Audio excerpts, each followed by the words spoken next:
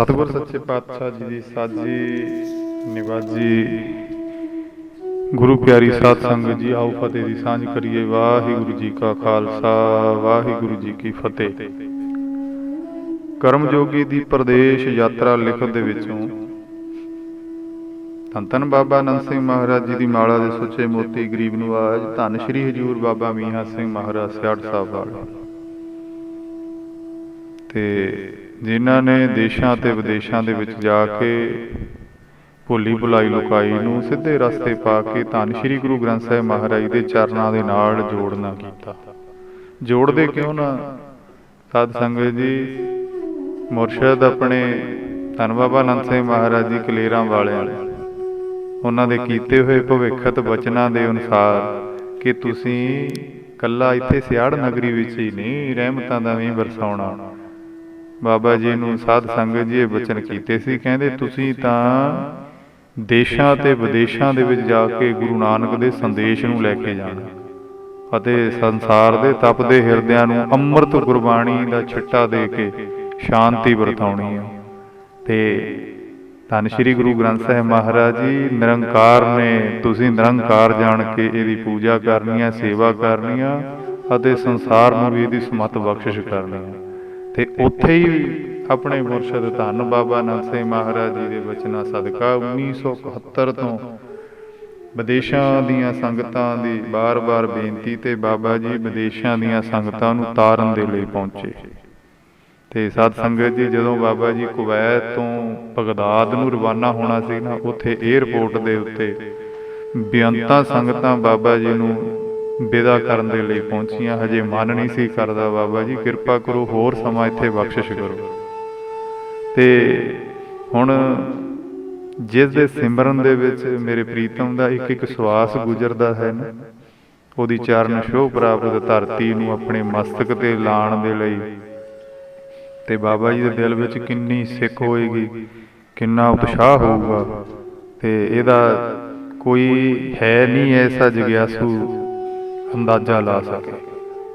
ਸੋ ਇਹ ਸਾਰੀ ਸ਼ਰਧਾ, ਪਿਆਰ ਅਤੇ ਬਲਬਲਿਆਂ ਨੂੰ ਸਮੇਟ ਕੇ ਗਰੀਬ ਨਵਾਜ ਕੁਵੈਤ ਤੋਂ ਆਪਣੇ ਸ਼ਰਧਾ ਦੇ ਫੁੱਲ ਚੜਾਉਣ ਦੇ ਲਈ ਆਪਣੀ ਯਾਤਰਾ ਸਫਲ ਕਰਨ ਦੇ ਲਈ ਬਾਬਾ ਜੀ 9:45 ਉੱਤੇ ਇਰਾਕੀ ਏਅਰਲਾਈਨ ਦੇ ਇੱਕ ਜਹਾਜ਼ ਉੱਤੇ ਬਗਦਾਦ ਦੇ ਲਈ ਰਵਾਨਾ ਹੋਏ। ਤੇ ਜਿਹੜਾ ਕਿ ਠੀਕ 11 ਵਜੇ ਬਗਦਾਦ ਜਾ ਕੇ ਪਹੁੰਚ ਗਏ।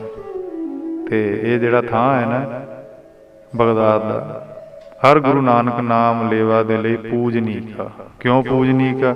ਜਿੱਥੇ ਜਾਏ ਬਹਿ ਮੇਰਾ ਸਤਿਗੁਰੂ, ਸੋ ਥਾਨ ਸੁਹਾਵਾ ਰਾਮ ਰਾਜੇ, ਗੁਰਸਿੱਖੀ ਸੋ ਥਾਨ ਭਾਲਿਆ, ਲੈ ਧੂਰ ਮੁਖ ਲਾਵਾਂ, ਗੁਰਸਿੱਖਾਂ ਕੀ ਘਾਲ ਥਾਏ ਪਈ, ਜਿਨ ਹਰ ਨਾਮ ਧਿਆਵਾਂ, ਜੇ ਨਾਨਕ ਸਤਿਗੁਰ ਪੂਜਿਆ ਤਿਨ ਹਰ ਪੂਜ ਕਰਾਵਾਂ। ਜਿਹੜਾ ਬਗਦਾਦ ਸ਼ਹਿਰ ਆ ਨਾ, ਇਹ ਤਿਗਰਸ਼ ਦਰਿਆ ਦੇ ਦੋਹਾਂ ਆਲੇ ਦੁਆਲੇ ਕੰਢਿਆਂ ਦੇ ਉੱਤੇ ਵਸਿਆ ਹੋਇਆ ਇੱਕ ਮੁਸਲਮਾਨੀ ਸ਼ਹਿਰ ਹੈ। ਇੱਥੋਂ ਦੀ ਬੋਲੀ ਹੈ ਜਿਹੜੀ ਉਹ ਅਰਬੀ ਹੈ। ਜਗਤ ਗੁਰੂ ਧੰਨ ਗੁਰੂ ਨਾਨਕ ਸਾਹਿਬ ਸੱਚੇ ਪਾਤਸ਼ਾਹ ਮਹਾਰਾਜ ਜੀ ਜਦੋਂ ਮਹਾਰਾਜ ਜੀ ਭੁੱਲੀ ਭੁਲਾਈ ਲੁਕਾਈ ਨੂੰ, ਕੁਰਾਈਆਂ ਨੂੰ ਰਾਹੇ ਪਾਉਂਦੇ ਹੋਏ ਅਕਾਲ ਦੇ ਭੁੱਲ ਚੁੱਕਿਆਂ ਨੂੰ ਤੇ ਉਸ ਦਾਤਾਰ ਦਾ ਨਾਂ ਚੇਤੇ ਕਰਾਉਂਦੇ ਹੋਏ ਮੱਕੇ ਗਏ ਸੀ ਨਾ। ਤੇ ਉਸ ਸਮੇਂ ਕੁਝ ਦਿਨਾਂ ਦੇ ਲਈ ਗੁਰੂ ਸਾਹਿਬ ਬਗਦਾਦ ਸ਼ਹਿਰ ਦੇ ਵਿੱਚ ਠਹਿਰੇ। ਤੇ ਉਹਨਾਂ ਹੀ ਦਿਨਾਂ ਦੇ ਵਿੱਚ ਬਗਦਾਦ ਸ਼ਹਿਰ ਦੇ ਵਿੱਚ ਬਾਦਸ਼ਾਹੀ ਦੌਰ ਸੀ। ਇਸ ਮੁਲਕ ਦਾ ਜਿਹੜਾ ਬਾਦਸ਼ਾਹ ਸਾਧ ਸੰਗਤ ਜੀ, ਉਹ ਪੀਰ ਦਸਤਗੀਰ ਦਾ ਅਨੰਨ ਜਿਹੜਾ ਸ਼ਰਧਾਲੂ ਸੀ। ਤੇ ਮਨ ਦੀ ਇਕਾਗਰਤਾ ਦੇ ਲਈ ਫਕੀਰ ਆਮ ਤੌਰ ਦੇ ਉੱਤੇ ਇਕਾਂਤ ਥਾਵਾਂ ਦੇ ਉੱਤੇ ਵਾਸ ਕਰਦੇ ਨੇ। ਆਪਾਂ ਗੁਰੂ ਬਾਬਾ ਜੀ ਦੀਆਂ ਸਾਖੀਆਂ ਦੇ ਵਿੱਚ ਵੀ ਬਾਬਾ ਜੀ ਦੇ ਪਾਸੋਂ ਵੀ ਸਰਵਣ ਕਰਿਆ ਕਰਦੇ ਸਾਂ ਵੀ ਬਾਬਾ ਜੀ ਇਕਾਂਤ ਦੇ ਵਿੱਚ ਹੀ ਵਾਸ ਕਰਿਆ ਕਰਦੇ, ਧੰਨ ਗੁਰੂ ਨਾਨਕ ਸਾਹਿਬ ਮਹਾਰਾਜ। ਤੇ ਕਿਉਂਕਿ ਇਹ ਗੱਲ ਲੋਕਾਂ ਵਿੱਚ ਪ੍ਰਸਿੱਧ ਸੀ ਵੀ ਇਕਾਂਤ ਵਿੱਚ, ਜਾਂ ਕਹਿ ਦਈਏ ਵੀ ਜਿਹੜੀਆਂ ਕਬਰਾਂ ਮੜੀਆਂ ਨੇ, ਉਹਨਾਂ ਦੇ ਵਿੱਚ ਸਾਧ ਸੰਗਤ ਕੋਈ ਰੱਬ ਦਾ ਜੁੜਿਆ ਹੋਇਆ ਹੀ ਬਹਿ ਸਕਦਾ। ਆਮ ਦੁਨੀਆਦਾਰ ਜਗਿਆਸੂ, ਉਹਨਾਂ ਨੂੰ ਤਾਂ ਇਹੋ ਜਿਹੀ ਥਾਂ ਦੇ ਉੱਤੇ ਭੂਤ ਪ੍ਰੇਤ ਹੀ ਦਿਸਦੇ ਨੇ। ਤੇ ਰਹੋ ਵਿਚਾਰ ਅੰਮ੍ਰਿਤ ਵੇਲੇ ਜਗਤ ਗੁਰੂ ਧੰਨ ਗੁਰੂ ਨਾਨਕ ਦੇਵ ਸੱਚੇ ਪਾਤਸ਼ਾਹ ਮਹਾਰਾਜ ਜੀ ਮਰਦਾਨੇ ਨੂੰ ਕਹਿੰਦੇ, ਮਰਦਾਨਿਆ ਰਬਾਬ ਛੇੜ, ਬਾਣੀ ਆਈ।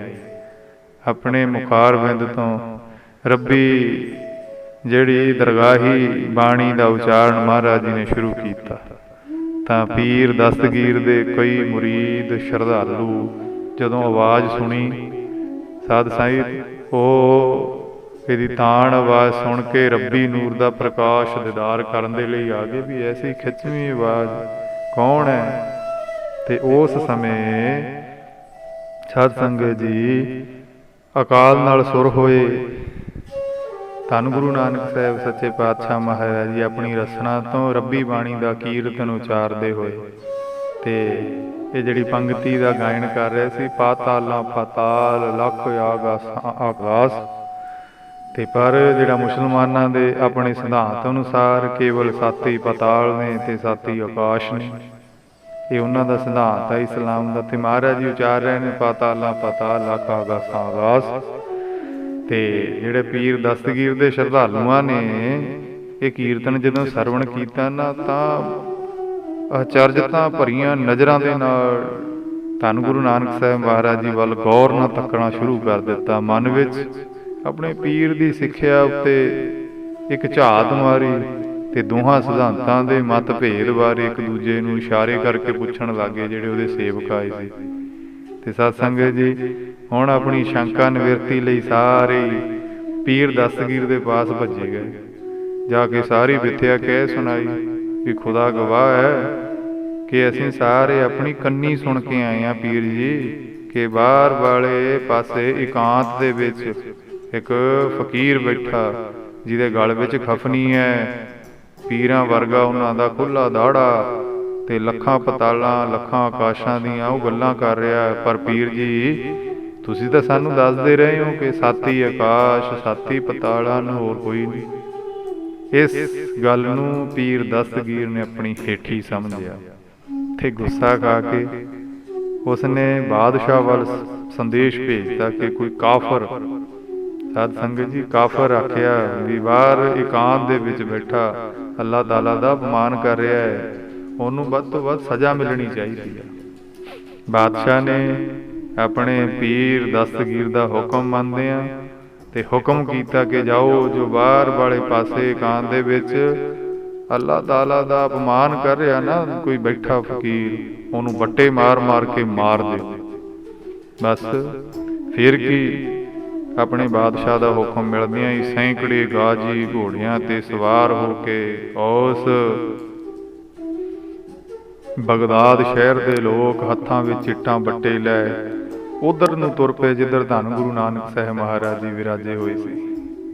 ਜਿਨ੍ਹਾਂ ਲੋਕਾਂ ਨੂੰ ਇਸ ਗੱਲ ਦੀ ਖਬਰ ਮਿਲੀ ਉਹ ਵੀ ਤਮਾਸ਼ਾ ਦੇਖਣ ਲਈ ਉਧਰ ਨੂੰ ਭੱਜ ਉੱਠੇ। ਜਾਣੀ ਜਾਣ ਤਾਂ ਸਭ ਕੁਛ ਹੀ ਜਾਣਦੇ ਸਨ, ਪਰ ਭਾਈ ਮਰਦਾਨਾ ਜੀ ਬੜੇ ਭੈ ਭੀਤ ਹੋ ਕੇ ਡਰ ਗਏ ਕਿ ਹੁਣ ਜਾਣ ਦੀ ਖੈਰ ਨਹੀਂ, ਮਹਾਰਾਜ ਹੁਣ ਕੀ ਕਰਾਂਗੇ। ਇੰਨੀ ਫੌਜ, ਇੰਨੇ ਲੋਕ ਇਕੱਠੇ ਹੋਏ ਆਉਂਦੇ ਨੇ ਜਿਨ੍ਹਾਂ ਦਾ ਕਿਸੇ ਦਾ ਵੀ ਹੱਥ ਕੋਈ ਖਾਲੀ ਨਹੀਂ, ਅੱਜ ਜਿਉਂਦਿਆਂ ਨਹੀਂ ਛੱਡਣਾ ਇਹਨਾਂ ਨੇ ਮਹਾਰਾਜ। ਤੇ ਉਸਦੇ ਕੰਬਦੇ ਸਰੀਰ ਤੇ ਜੁੜੇ ਹੱਥਾਂ ਨਾਲ ਅਰਜ਼ ਕੀਤੀ, ਗਰੀਬ ਨਵਾਜ ਬਚਾਓ, ਇਹ ਕੀ ਭਾਣਾ ਮਹਾਰਾਜ, ਇਹ ਕੀ ਭਾਣਾ ਵਰਤਾ ਰਹੇ ਹੋ। ਤਾਂ ਗੁਰੂ ਬਾਬਾ ਜੀ ਨੇ ਆਪਣੇ ਮੁਖਾਰ ਬਿੰਦ ਤੋਂ ਅਟਕ ਕਿਹਾ, ਸਾਧ ਸੰਗਤ ਜੀ ਸਾਰੀ ਬਗਦਾਦ ਦੀ ਜੀਭ ਦੀ ਹਰਕਤ ਬੰਦ ਹੋ ਗਈ। ਜਿੱਥੇ ਕੋਈ ਬੈਠਾ ਸੀ ਬੈਠਾ ਰਹਿ ਗਿਆ, ਜਿੱਥੇ ਕੋਈ ਖੜਾ ਸੀ ਖੜਾ ਰਹਿ ਗਿਆ। ਦੁਕਾਨਾਂ ਵਾਲੇ ਦੁਕਾਨਾਂ ਵਿੱਚ ਹੀ ਸੁੰਨ ਹੋ ਗਏ, ਬਾਜ਼ਾਰਾਂ ਦੀ ਆਵਾਜਾਈ ਥਾਂ ਤੇ ਹੀ ਖਲੋ ਗਈ।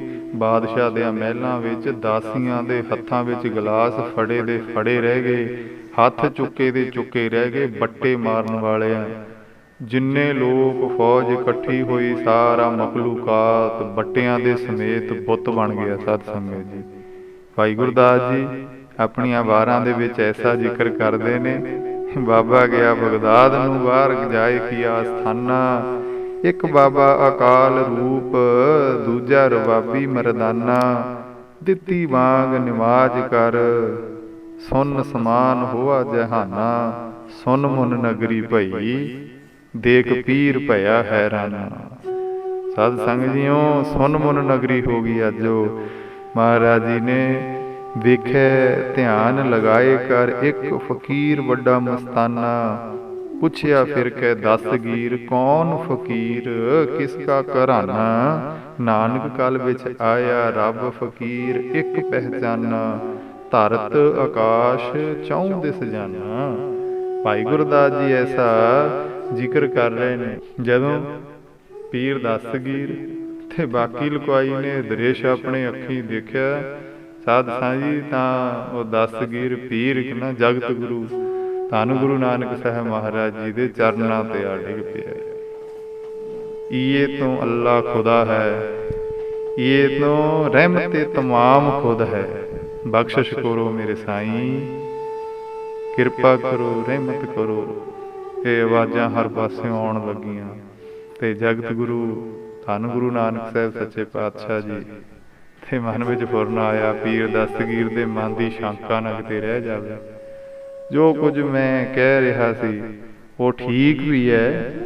ਕਿਤੇ ਰਿੱਧੀਆਂ ਸਿੱਧੀਆਂ ਦੇ ਮਾਲਕ ਜਿਹੜਾ ਭਗਤੀ ਦਾ ਪਹਿਲਾ ਹੀ ਬੜਾ ਹੈ,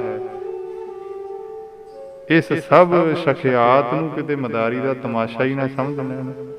ਤਾਂ ਗੁਰੂ ਬਾਬਾ ਜੀ ਨੇ ਪੀਰ ਦਸਤਗੀਰ ਦੇ ਲੜਕੇ ਨੂੰ ਆਪਣੇ ਪਾਸ ਬਿਠਾ ਕੇ ਦਇਆ ਦ੍ਰਿਸ਼ਟੀ ਦੇ ਨਾਲ ਲੱਖਾਂ ਪਤਾਲਾਂ ਲੱਖਾਂ ਆਕਾਸ਼ ਦਿਖਾਏ। ਜਿਹਨੇ ਇਕੱਠੀ ਹੋਈ ਸਾਰੀ ਲੁਕਾਈ ਦੇ ਸਾਹਮਣੇ ਗਿੜਗੜਾ ਕੇ ਕਿਹਾ, ਮੇਰੇ ਖੁਦਾ ਨਿਵਾਜ ਅੱਬਾ ਇਹ ਫਕੀਰ, ਨਾਨਕ ਜੋ ਕਹਿਤਾ ਹੈ ਸਭ ਠੀਕ ਹੈ। ਇਹ ਸਾਧ ਸੰਗਤ ਜੀ ਕੀ ਕਹਿੰਦਾ? ਕਹਿੰਦਾ ਮੇਰੇ ਖੁਦਾ ਨਿਵਾਜ ਅੱਬਾ ਇਹ ਫਕੀਰ, ਨਾਨਕ ਜੋ ਕੁਝ ਕਹਿਤਾ ਸਭ ਠੀਕ ਹੈ। ਲੱਖਾਂ ਪਤਾਲ ਨੇ, ਲੱਖਾਂ ਹੀ ਆਕਾਸ਼ ਨੇ। ਸਾਧ ਸੰਗਤ ਜੀ ਉਸ ਸਮੇਂ ਪੀਰ ਦਸਤਗੀਰ ਦੇ ਪੁੱਤਰ ਦੇ ਹੱਥ ਵਿੱਚ ਇੱਕ ਪ੍ਰਸ਼ਾਦ ਦਾ ਡੂੰਘਾ ਕੌਲ ਫੜਿਆ ਹੋਇਆ ਹੈ। ਸਾਧ ਸੰਗਤ ਜੀ ਜਿਹੜਾ ਉਹ ਇਸ ਯਾਤਰਾ ਦੇ ਵਿੱਚ ਜਦੋਂ ਪ੍ਰਸ਼ਾਦ ਵਰਤ ਰਿਹਾ ਸੀ ਨਾ, ਤੇ ਉਹ ਸਾਧ ਸੰਗਤ ਜੀ ਨਾਲ ਲੈ ਕੇ ਆਏ। ਭਾਈ ਗੁਰਦਾਸ ਜੀ ਨੇ ਆਪਣੀ ਪਾਵਨ ਪਵਿੱਤਰ ਬਾਣੀ ਦੇ ਅੰਦਰ ਗੁਰੂ ਘਰ ਦੇ ਵੇਦ ਵਿਆਸ ਐਸਾ ਜ਼ਿਕਰ ਕਰਦੇ ਨੇ, ਪੁੱਛੇ ਪੀਰ ਤਕਰਾਰ ਕਰ ਇਹ ਫਕੀਰ ਵੱਡਾ ਆਤਾਈ, ਇੱਥੇ ਵਿੱਚ ਬਗਦਾਦ ਦੇ ਵੱਡੀ ਕਰਾਮਾਤ ਦਿਖਲਾਈ। ਪਾਤਾਲਾਂ ਆਕਾਸ਼ ਲੱਖ ਓੜਕ ਭਾਲੀ ਖਬਰ ਸੁਸਾਈ, ਫੇਰ ਦੁਰਾਇਣ ਦਸਤਗੀਰ ਅਸੀਂ ਤੇ ਵੇਖਾ ਜੋ ਤੋਏ ਪਾਈ। ਨਾਲ ਲੀਤਾ ਬੇਟਾ ਪੀਰ ਦਾ ਅੱਖੀਂ ਮੀਟ ਗਿਆ ਹਵਾਈ, ਲੱਖ ਆਕਾਸ਼ ਪਤਾਲ ਲੱਖ ਅੱਖ ਫੁਰਕ ਵਿੱਚ ਸਭ ਦਿਖਲਾਈ। ਭਰ ਕਚਰੌਲ ਪ੍ਰਸ਼ਾਦ ਦਾ ਧੁਰੋਂ ਪਤਾਲੋਂ ਲਈ ਕੜਾਈ, ਜਾਹਰ ਕਲਾ ਛਪੈ ਛਪਾਈ, ਜਾਹਰ ਕਲਾ ਛਪੈ ਛਪਾਈ। ਸਾਧ ਸੰਗਤ ਜੀ ਫਿਰ ਗਰੀਬ ਨਵਾਜ ਧੰਨ ਸ਼੍ਰੀ ਹਜ਼ੂਰ ਬਾਬਾ ਜੀ ਸਿਆੜ ਸਾਹਿਬ ਵਾਲੇ ਕਈ ਦਿਨ ਇਸ ਅਸਥਾਨ ਦੇ ਉੱਤੇ ਰਹੇ। ਹਰ ਰੋਜ਼ ਅਣਗਿਣਤ ਲੋਕਾਂ ਨੂੰ, ਸੰਗਤਾਂ ਨੂੰ ਉਸ ਕਾਦਰ ਦੀ ਕੁਦਰਤ ਦੀ ਯਾਦ ਦਿਵਾਉਂਦੇ, ਆਪਣੇ ਕੋਮਲ ਹਿਰਦੇ ਤੋਂ ਕੋਮਲਤਾ ਦਾ ਦਾਨ ਬਖਸ਼ਦੇ ਰਹੇ। ਪੀਰ ਸਾਹਿਬ ਦਾ ਜਿਹੜਾ ਨਿੱਜੀ ਸੇਵਾਦਾਰ ਨਾ ਸੇਖ ਬਹਿਲੂਲ, ਆਪ ਜੀ ਦੀ ਦਿਨ ਰਾਤ ਤਨੋ ਮਨੋ ਸੇਵਾ ਕਰਦਾ ਰਿਹਾ ਉੱਥੇ ਬਾਬਾ ਜੀ ਦੀ। ਜਿੱਥੇ ਹਜੂਰ ਦੀ ਬੈਠਣ ਦੀ ਥਾਂ ਹੈ ਨਾ, ਉਸ ਦੇ ਨਾਲ ਹੀ ਸ਼ੇਖ ਬਹਿਲੂਲ ਦੀ ਕਬਰ ਵੀ ਹੈ। ਇਸ ਸਮੇਂ ਥਾਂ ਬਗਦਾਦ ਦੇ ਬਸ਼ਰੇ ਨੂੰ ਜਾਣ ਵਾਲੀਆਂ ਗੱਡੀਆਂ ਦੇ ਨਿਊ ਰੇਲਵੇ ਸਟੇਸ਼ਨ ਦੇ ਪਛਾੜੀ ਹੈ, ਜਿਹਨੂੰ ਕਿ ਮਕਬਰਾ ਜਰੂਦੁਲ ਬਗਦਾਦ ਬਹਿਲੂਲ ਸ਼ੇਖ ਜਨੀਦ ਬਾਬਾ ਨਾਨਕ ਕਹਿੰਦੇ ਨੇ। ਤੇ ਇੰਡੀਆ ਦੀ ਗਵਰਨਮੈਂਟ ਦੇ ਇਰਾਕ ਵਿੱਚ ਬਣਾਏ ਸਫਾਰਤਖਾਨੇ ਵੱਲੋਂ ਇਸ ਥਾਂ ਦੇ ਉੱਤੇ ਇੱਕ ਰਜਿਸਟਰ ਰੱਖਿਆ ਹੋਇਆ, ਤੇ ਇਸ ਰਜਿਸਟਰ ਦੇ ਉੱਤੇ ਹਰ ਆਏ ਵਿਅਕਤੀ ਦਾ ਐਡਰੈਸ ਲਿਖਿਆ ਜਾਂਦਾ ਤੇ ਦਸਤਖਤ ਲੈ ਜਾਂਦੇ ਨੇ, ਤਾਂ ਜੋ ਇਹ ਰਿਕਾਰਡ ਰਹੇ ਵੀ ਕਿੰਨੀਆਂ ਸੰਗਤਾਂ, ਕਿੰਨੇ ਯਾਤਰੂ ਇਸ ਥਾਂ ਦੇ ਉੱਤੇ ਆਏ, ਕਿੰਨਿਆਂ ਨੇ ਇਸ ਧਾਮ ਦੇ ਉੱਤੇ ਆ ਕੇ ਆਪਣਾ ਜੀਵਨ ਸਫਲਾ ਕੀਤਾ। ਸਾਧ ਸੰਗਤ ਜੀ ਗਰੀਬ ਨਵਾਜ ਬਾਬਾ ਜੀ ਨੇ ਆਪਣੀ ਹਾਜ਼ਰੀ ਗੁਰੂ ਨਾਨਕ ਸਾਹਿਬ ਜੀ ਦੇ ਉਸ ਪਾਵਨ ਪਵਿੱਤਰ ਚਰਨ ਛੋਹ ਪ੍ਰਾਪਤ ਧਰਤੀ ਬਗਦਾਦ ਸ਼ਹਿਰ ਦੇ ਵਿੱਚ ਉਸ ਦਰਬਾਰ ਸਾਹਿਬ ਚਲਾਈ, ਤੇ ਉਸ ਰਜਿਸਟਰ ਦੇ ਉੱਤੇ ਆਪਣੇ ਹੱਥੀਂ ਆਪਣਾ ਨਾਮ ਸਾਧ ਸੰਗਤ ਜੀ ਬਾਬਾ ਜੀ ਨੇ ਸਿਆੜ ਸਾਹਿਬ ਵਾਲੇ ਨੇ ਆਪਣਾ ਨਾਮ ਆਪਣੇ ਹੱਥੀਂ ਲਿਖਿਆ ਤੇ ਆਪਣੇ ਦਸਤਖਤ ਕੀਤੇ। ਤੇ ਇਸ ਤੋਂ ਬਾਅਦ ਬਾਬਾ ਜੀ ਦੇ ਨਾਲ ਹਜ਼ੂਰੀ, ਸੇਵਾਦਾਰ, ਗਰੀਬ ਨਵਾਜ, ਮੌਜੂਦਾ ਬਾਬਾ ਜੀ ਦਾ ਨਿਜ ਸਰੂਪ ਪਰਮ ਪੂਜਨੀਕ ਧੰਨ ਸ਼੍ਰੀ ਹਜ਼ੂਰ ਬਾਬਾ ਹਰਨੇਕ ਸਿੰਘ ਮਹਾਰਾਜ ਜੀ, ਤੇ ਉਹਨਾਂ ਨੇ ਵੀ ਨਾਲ ਉੱਥੇ ਦਸਤਖਤ ਕੀਤੇ। ਤੇ ਹੋਰ ਨਾਲ ਬਹਿੰਗਮ, ਤੇ ਨਾਲ ਹੀ ਦੱਸਦੇ ਆ ਉਸ ਸਮੇਂ ਭਾਈ ਸੋਹਣ ਸਿੰਘ ਗਰੇਵਾਲ, ਉਹਨਾਂ ਨੇ ਵੀ ਆਪਣਾ ਆਪਣਾ ਪਤਾ ਲਿਖ ਕੇ ਉੱਥੇ ਸਾਈਨ ਕੀਤੇ। ਜਿਸ ਤਰ੍ਹਾਂ ਪੰਜਾਬ ਦੀ ਧਰਤੀ ਉੱਤੇ ਗੁਰੂ ਸਾਹਿਬਾਂ ਨੇ ਇਸ ਚੱਪੇ ਚੱਪੇ ਉੱਤੇ ਆਪਣੇ ਮੁਬਾਰਕ ਚਰਨ ਪਾਏ ਹੋਏ ਨੇ, ਇਸੇ ਤਰ੍ਹਾਂ ਸਾਰੇ ਜਗਤ ਦੇ ਮੁਸਲਮਾਨਾਂ ਲਈ ਜਿਹੜੀ ਇਰਾਕ ਦੀ ਧਰਤੀ ਪੂਜਨੀਕ, ਇਸ ਧਰਤੀ ਦੇ ਉੱਤੇ ਅਨੇਕਾਂ ਹੀ ਰੱਬ ਦੇ ਸਾਈਂ ਤੇ ਫਕੀਰ ਹੋਏ ਨੇ, ਤੇ ਦੁਨੀਆ ਦੇ ਹਰ ਕੋਨੇ ਵਿੱਚੋਂ ਇਸਲਾਮ ਦੇ ਧਾਰਨੀ ਮੁਸਲਮਾਨ ਇਸ ਧਰਤੀ ਉੱਤੇ ਹਜ ਕਰਨ ਦੇ ਲਈ ਜਾਂਦੇ ਨੇ। ਇਹਨਾਂ ਫਕੀਰਾਂ ਦੇ ਬੜੇ ਬੜੇ ਇਮਾਮ ਬਣੇ ਹੋਏ ਹਨ ਉੱਥੇ, ਜਿੱਥੇ ਮੁਸਲਮਾਨ ਸਜਦਾ ਕਰਕੇ ਆਪਣੀ ਜ਼ਿੰਦਗੀ ਨੂੰ ਪਾਕ ਬਣਾਉਂਦੇ ਨੇ, ਜਿਨ੍ਹਾਂ ਦੇ ਵਿੱਚੋਂ ਕਰਬਲਾ ਇਮਾਮ ਸ਼ੇਖ ਕਾਜ਼ਮੀਨ, ਇਮਾਮ ਸ਼ੇਖ ਅਬਦੁਲ ਕਾਦਰ ਅਤੇ ਮੱਕਾ ਸ਼ਰੀਫ, ਇਹ ਸਾਧ ਸਾਂਝੀ ਮੁੱਖ ਵਰਣਨਯੋਗ ਨੇ ਉੱਥੇ। ਭਾਵੇਂ ਕਿ ਸਿੱਖਾਂ ਤੇ ਹਿੰਦੂਆਂ ਨੂੰ ਇਹਨਾਂ ਥਾਵਾਂ ਉੱਤੇ ਜਾਣ ਨਹੀਂ ਦਿੰਦੇ, ਪਰ ਸਭੇ ਸਾਂਝੀ ਵਾਲ ਸਦਾਏ ਕੋਈ ਨਾ ਦਿਸੈ ਬਾਹਰਾ ਜੀਓ। ਸਾਧ ਸੰਗਤ ਜੀ, ਗੁਰੂ ਨਾਨਕ ਦੇ ਦਰ ਦਾ ਸਿਧਾਂਤ ਹੀ ਐਸਾ ਹੈ, ਤੇ ਇਸ ਸਿਧਾਂਤ ਦੇ ਅਸੀਂ ਪੈਰਾਕਾਰ ਹਾਂ। ਇਸ ਲਈ ਇਹ ਥਾਵਾਂ ਵੀ ਸਾਡੇ ਲਈ ਸਾਧ ਸੰਗਤ ਜੀ ਪੂਜਨੀਕ ਹਨ। ਗੁਰੂ ਬਾਬਾ ਜੀ ਨੇ ਸਾਰੇ ਧਰਮਾਂ ਦਾ ਸਤਿਕਾਰ ਕੀਤਾ ਹੈ। ਸਾਧ ਸੰਗਤ ਜੀ, ਕਿੱਡੇ ਭਾਗਸ਼ਾਲੀ ਹਨ ਬਗਦਾਦ ਦੇ ਹਮਰਾਹ ਹੋਟਲ ਵਾਲੇ, ਜਿੱਥੇ ਸਾਰੀ ਯਾਤਰਾ ਦੇ ਵਿੱਚ ਅੱਜ ਪਹਿਲੀ ਵਾਰ ਇੱਕ ਰੱਬ ਸਰੂਪ ਸਾਧ ਸੰਗਤ ਜੀ, ਗਰੀਬ ਨਵਾਜ ਬਾਬਾ ਜੀ ਸਿਆੜ ਸਾਹਿਬ ਵਾਲਿਆਂ ਨੇ ਸਾਰੀ ਰਾਤ ਭਰ ਦੇ ਲਈ ਉਸ ਹਮਰਾਹ ਹੋਟਲ ਦੇ ਵਿੱਚ ਆਸਣ ਲਾਇਆ। ਭਾਵੇਂ ਹੋਟਲ ਦੇ ਬਹਿਰੇ ਤੇ ਕਰਮਚਾਰੀ ਗਰੀਬ ਨਵਾਜ ਬਾਬਾ ਜੀ ਦੀ ਨਾ ਬੋਲੀ ਸਮਝਦੇ ਸਨ, ਪਰ ਉਹ ਆਪ ਜੀ ਦੀ ਰੂਹਾਨੀ ਸ਼ਖਸੀਅਤ ਨੂੰ ਸਾਧ ਸਾਂਝੀ ਹਜ਼ਰਤ ਮੁਹੰਮਦ ਸਾਹਿਬ ਨਾਲ ਤਸਵੀਰ ਦੇ ਰਹੇ ਸੀ, ਤੇ ਆਪਣਾ ਜਿਹੜਾ ਜਨਮ ਸਫਲ ਕਰਨ ਦੇ ਵੇ ਯਤਨ ਕਰ ਰਹੇ ਸੀ ਸਾਧ ਸੰਗਤ ਜੀ। ਤੇ ਬਾਬਾ ਜੀ ਦੇ ਦਰਸ਼ਨਾਂ ਵਿੱਚ ਹੀ ਐਸੀ ਕਸ਼ਿਸ਼ ਸੀ, ਐਸੀ ਖਿੱਚ ਸੀ, ਦੇਖ ਲਿਆ ਦੀਦਾਰ ਪਿੱਤਰ ਜਿਸ ਨੇ ਸਤਿਗੁਰ ਦਾ। ਸਾਧ ਸੰਗਤ ਜੀ, ਤੇ ਸਮਾਂ ਜਿਹੜਾ ਕਿਸੇ ਦਾ ਇੰਤਜ਼ਾਰ ਨਹੀਂ ਕਰਦਾ। 6 ਅਪ੍ਰੈਲ ਹੋਈ, ਸਵੇਰ ਦਾ ਜਿਹੜਾ ਨਿਤਨੇਮ ਤੇ ਸਵੇਰ ਦਾ ਕੀਰਤਨ ਉਸ ਹਮਰਾਹ ਬਗਦਾਦ ਸ਼ਹਿਰ ਦੇ ਹੋਟਲ ਦੇ ਵਿੱਚ ਹੀ ਬਾਬਾ ਜੀ ਨੇ ਕੀਤਾ, ਜਿਸ ਦਾ ਫਲ ਸਰੂਪ ਮੈਂ ਸਮਝਦਾ ਵੀ ਹੋਟਲ ਦੇ ਵਿੱਚ ਜਿਹੜੇ ਸਾਰੇ ਠਹਿਰੇ ਹੋਏ ਸੀ ਨਾ ਯਾਤਰੀ, ਉਹਨਾਂ ਦੇ ਗੁਨਾਹ ਬਖਸ਼ੇ ਗਏ ਹੋਣਗੇ। ਘਟਨਾ ਭਾਵੇਂ ਵੱਡੀ ਹੋਵੇ ਜਾਂ ਛੋਟੀ, ਸੀਨੇ ਬਸੀਨੇ ਹਰ ਵਿਅਕਤੀ ਤੱਕ ਪਹੁੰਚ ਹੀ ਜਾਂਦੀ ਹੈ। ਸਾਰੇ ਬਗਦਾਦ ਦੇ ਵਿੱਚ ਚਰਚਾ ਹੋਣ ਲੱਗ ਗਈ ਸੀ ਉਸ ਵੇਲੇ ਵੀ ਜਿਹਨੇ ਮੱਕਾ ਘੁਮਾਇਆ ਸੀ ਸਾਧ ਸੰਗਤ ਜੀ ਸਾਡੇ ਵਡਾਰੂਆਂ ਦੇ ਵੇਲੇ, ਤੇ ਉਹਨਾਂ ਦੇ ਹੂਬਹੂ ਜਿਹੜੇ ਸਰੂਪ ਦੇ ਫਕੀਰ ਇੱਥੇ ਘੁੰਮਦੇ ਇਸ ਬਗਦਾਦ ਦੇ ਵਿੱਚ ਦੇਖੇ ਗਏ ਨੇ, ਦਰਸ਼ਨ ਕੀਤੇ ਨੇ ਉਹਨਾਂ ਦੇ। ਸਾਰੇ ਇਰਾਕੀਆਂ ਦੇ ਦਿਲਾਂ ਦੇ ਵਿੱਚ ਪਿਆਰ ਤੇ ਸ਼ਰਧਾ ਦੇ ਅੰਬਾਰ ਹੀ ਉਮੰਡ ਆਏ। ਜਿਸ ਪਾਸਿਓਂ ਗਰੀਬ ਨਵਾਜ ਲੰਘਦੇ ਤੇ ਲੋਕ ਸੰਗਤਾਂ ਦੇ ਸਿਰ ਸ਼ਰਧਾ ਦੇ ਨਾਲ ਆਪਣੇ ਆਪ ਮੱਲੋ ਮੱਲੀ ਝੁਕ ਜਾਂਦੇ, ਭਾਵੇਂ ਸਾਧ ਸੰਗਤ ਜੀ ਬਾਬਾ ਜੀ ਦੀ ਉਹ ਬੋਲੀ ਨਹੀਂ ਸਮਝਦੇ ਸੀ। ਐਸੇ ਸੀ ਮੇਰੇ ਗਰੀਬ ਨਵਾਜ ਬਾਬਾ ਜੀ। ਤੇ ਦੁਪਹਿਰ ਹੋਈ, ਕਾਇਰਾ ਜਾਣ ਦੀ ਤਿਆਰੀ ਕੀਤੀ ਗਈ।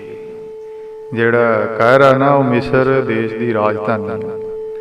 ਫਿਰ ਇਰਾਕੀ ਏਅਰਲਾਈਨ ਦੇ ਵਿਮਾਨ ਉਡਾਣ ਦੇ ਵਿੱਚ ਗਰੀਬ ਨਵਾਜ ਬਾਬਾ ਜੀ ਆਪਣੇ ਨਿੱਜੀ ਹਜ਼ੂਰੀ ਸੇਵਾਦਾਰਾਂ ਸਮੇਤ ਸ਼ਾਮ 3 ਵਜੇ ਕਾਇਰਾ ਦੇ ਲਈ ਤੁਰ ਪਏ। ਇਹ ਜਹਾਜ਼ ਰਾਤੀ 9 ਵਜੇ ਕਾਇਰਾ ਦੇ ਟਾਈਮ ਅਨੁਸਾਰ ਕਾਹਿਰਾ ਹਵਾਈ ਅੱਡੇ ਉੱਤੇ ਜਾ ਕੇ ਉਤਰਿਆ। ਭਾਵੇਂ ਇਰਾਕੀ ਏਅਰਲਾਈਨ ਵੱਲੋਂ ਆਪ ਜੀ ਦੇ ਸ਼ਹਿਰ ਦੇ ਵਿੱਚ ਵਿਸ਼ਰਾਮ ਕਰਨ ਦਾ ਪੂਰਾ ਪ੍ਰਬੰਧ ਕੀਤਾ ਹੋਇਆ ਸੀ, ਪਰ ਫਿਰ ਵੀ ਸਵੇਰੇ 4 ਵਜੇ ਇੰਗਲੈਂਡ ਦੀ ਫਲਾਈਟ ਹੋਣ ਕਰਕੇ ਗਰੀਬ ਨਿਵਾਜ ਬਾਬਾ ਜੀ ਅਤੇ ਸਾਰੇ ਸੰਗੀਆਂ ਸਾਥੀਆਂ ਨੂੰ ਹਵਾਈ ਅੱਡੇ ਉੱਤੇ ਹੀ ਨਿਤਨੇਮ ਕਰਨ ਦੇ ਲਈ ਹੁਕਮ ਦਿੱਤਾ। ਹਵਾਈ ਵਿਮਾਨ ਵਾਲਿਆਂ ਨੇ ਕਈ ਵਾਰ ਆ ਕੇ ਬੇਨਤੀਆਂ ਕੀਤੀਆਂ ਕਿ ਗਰੀਬ ਨਿਵਾਜ ਬਾਬਾ ਜੀ ਕਿਰਪਾ ਕਰੋ, ਹੋਟਲ ਵਿੱਚ ਚਰਨ ਪਾਓ, ਨੇੜੇ ਹੀ ਆ ਹੋਟਲ। ਪਰ ਹਜ਼ੂਰ ਹਰ ਵਾਰੀ ਮੁਸਕਰਾ ਕੇ ਇਹ ਉੱਤਰ ਦਿੰਦੇ, ਭਾਈ ਸੰਗਤ ਗੁਰੂ ਜਸ ਵਿੱਚ ਜੁੜੀ ਹੋਈ ਹੈ, ਬਸ ਇੱਥੇ ਹੀ ਠੀਕ ਹੈ। ਨਿਤ ਕਰਮ ਦੇ ਅਨੁਸਾਰ ਗੁਰੂ ਗੁਰੂ ਕਰਦਿਆਂ ਰਾਤ ਦੇ 3:15 ਵੱਜ ਗਏ। ਏਅਰ ਇੰਡੀਆ ਦੀ ਫਲਾਈਟ ਲੰਡਨ ਜਾਣ ਲਈ ਕਾਇਰਾ ਹਵਾਈ ਅੱਡੇ ਉੱਤੇ ਜਾ ਕੇ ਪੁੱਜੀ, ਜਿਸ ਵਿੱਚ ਗਰੀਬ ਨਿਵਾਜ ਹਜ਼ੂਰ ਸੰਗਤ ਸਮੇਤ ਸਵਾਰ ਹੋ ਕੇ 4 ਵਜੇ ਸਵੇਰੇ ਲੰਡਨ ਦੇ ਲਈ ਰਵਾਨਾ ਹੋ ਗਏ। ਆਓ ਅੱਜ ਦੇ ਆਪਾਂ ਸਾਧ ਸੰਗਤ ਜੀ ਇੱਥੇ ਹੀ ਵਿਰਾਮ ਦਿੰਦੇ ਹਾਂ, ਵਿਚਾਰ ਨੂੰ ਇੱਥੇ ਹੀ ਸਮਾਪਤੀ ਹੈ। ਬਾਕੀ ਰਲ ਮਿਲ ਕਰਕੇ ਕੱਲ੍ਹ ਵਿਚਾਰ ਕਰਾਂਗੇ। ਕਰਮ ਜੋਗੀ ਦੀ ਪ੍ਰਦੇਸ਼ ਯਾਤਰਾ ਦੇ ਵਿੱਚੋਂ ਧੰਨਵਾਦ ਸਹਿਤ ਭੁੱਲ ਚੁੱਕ ਦੀ ਖਿਮਾ ਬਾਬਾ ਜੀ ਆਪ ਹੀ ਕਿਰਪਾ ਕਰਨ। ਵਾਹਿਗੁਰੂ ਜੀ ਕਾ ਖਾਲਸਾ, ਵਾਹਿਗੁਰੂ ਜੀ ਕੀ ਫਤਿਹ।